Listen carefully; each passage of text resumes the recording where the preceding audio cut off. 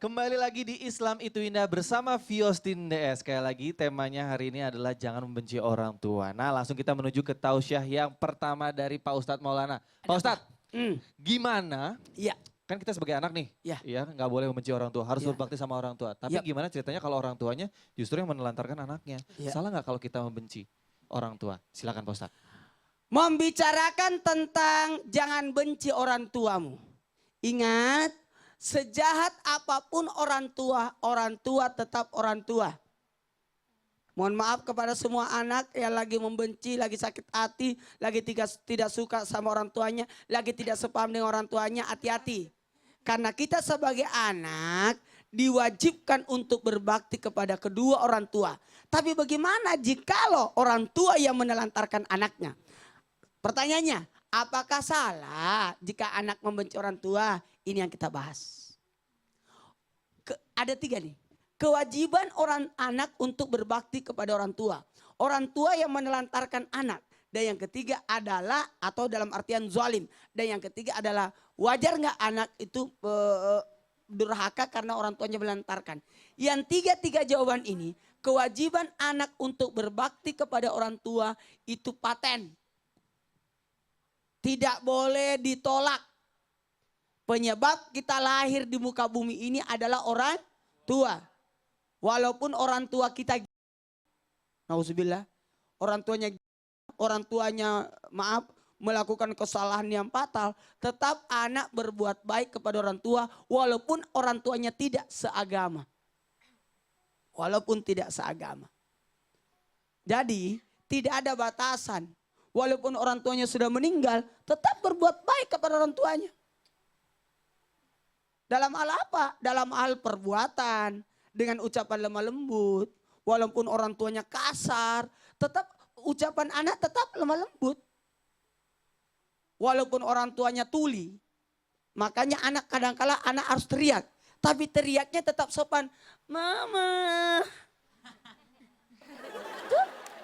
Mama. Tidak boleh. Mama. Itu kelihatan menghardik orang tua. Mantan ayah tidak ada. Mantan ibu tidak ada. Karena alhamdulillah ayah saya mewariskan kegantengannya. Ini contoh. Kenapa nggak bisa terima? Tidak ada alasan anak mau durhaka kepada orang tua. Walaupun sebagaimanapun jahatnya orang tua tetap berbuat baik. Betul. Sebagaimana berbuat baiknya Nabi Ibrahim terhadap ayahnya. Yang jelas-jelas ayahnya adalah pembuat patung berhala. Betul. Pak Ustadz tadi bilang nggak ada itu istilahnya mantan Nggak ada. ibu, mantan ayah. Satu lagi nggak ada istilah mantan anak. Tidak ada. Selalu anak tetap anak, darah Dan daging. selalu orang anak berbuat sangka kepada orang tua. Orang tuaku pasti sayang sama saya. Kenapa dia tidak pernah datang? Mungkin dia malu untuk datang. Begitu aja. Iya benar, positive thinking terlalu ya. Kita tanya yuk sama Keisha. Keisha, pernah nggak punya pengalaman sebel banget sama papa, sama mama, ayah, ibu? Pernah nggak punya pengalaman seperti itu? Pernah, pas masih kecil. Masih kecil. Alhamdulillah sekarang udah enggak. Ah, masih. Hah? Tadi kan pernah masih kecil, Berarti sekarang masih kecil. Enggak, udah gede sekarang. Oh, udah, berarti udah enggak, alhamdulillah. sebel sama ibu, mama, Enggak. sama Sebelumnya ayah, sama?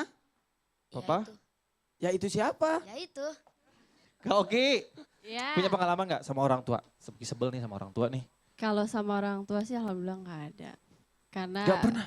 Nggak pernah. Walaupun Adu kesel argumen. ada pasti, pasti ada. adu argumen pernah ya. Tapi udahnya pasti nyesel. Minta maaf. Minta maaf. Karena Kayak apa gitu. biasanya? Ini sih zaman dulu, zaman belum menikah. Jadi zaman Mhm. masih kuliah, zaman masih suka main. Jadi kadang-kadang kalau misalnya mau aku minta sesuatu tuh pasti maksa.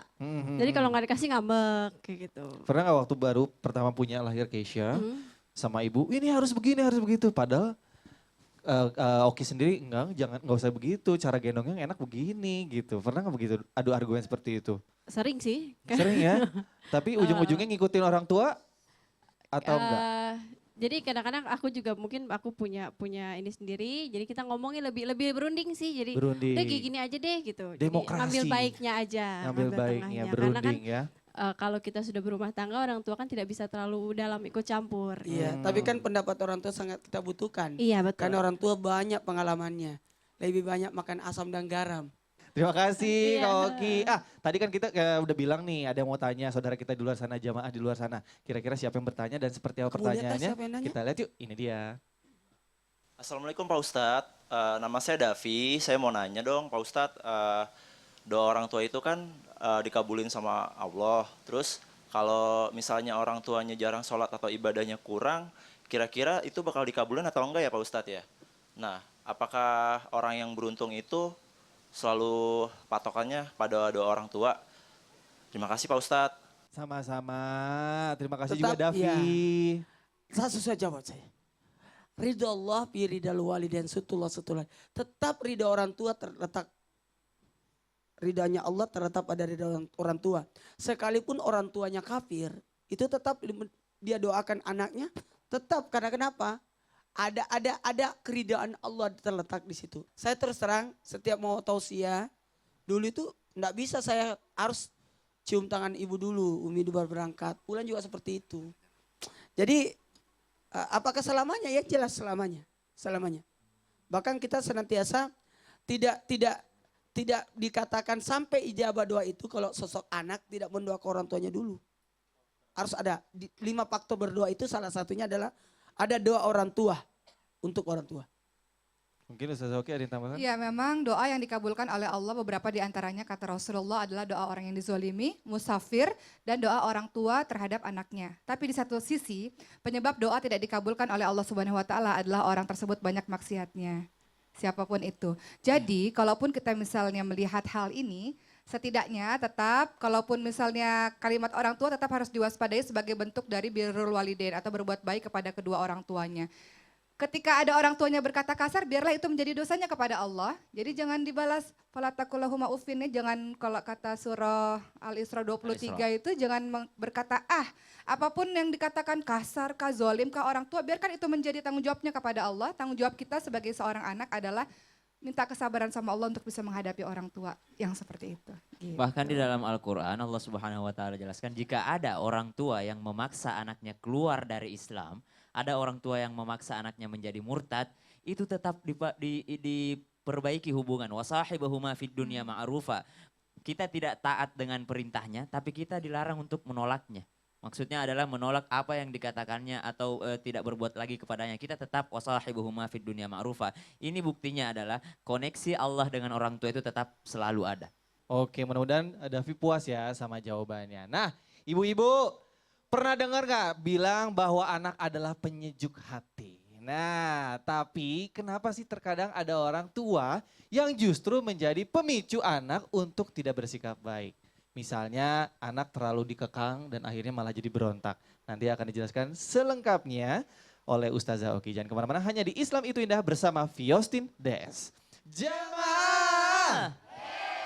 Oh jamaah! Alhamdulillah. Apa gunanya umrah berulang-ulang tapi tidak pernah menjenguk orang tua? Apa gunanya puasa, banyak sekali puasanya, kuat sekali puasanya tapi kuat juga menyakiti orang tua?